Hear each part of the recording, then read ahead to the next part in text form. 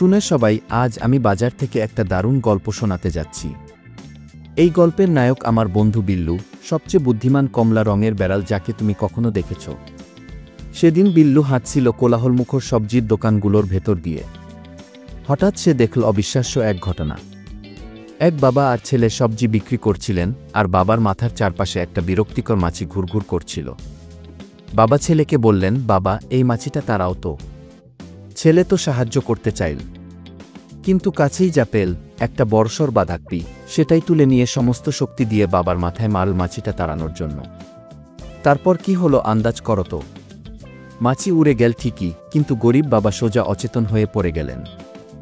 বিল্লু শুধু মাথা নাড়ল আর হেঁটে চলে গেল, মনে মনে ভাবতে লাগল, কখনো কখনো একা থাকা ভালো, কারণ অতি সদিচ্ছার সঙ্গীরাও বড় বিপদ ডেকে আনতে পারে। কি দিনটাই না ছিল। দেখার জন্য ধন্যবাদ। আর বিল্লুর আরও মজার সব অ্যাডভেঞ্চার দেখতে চাইলে অবশ্যই লাইক আর সাবস্ক্রাইব করতে ভুলো না।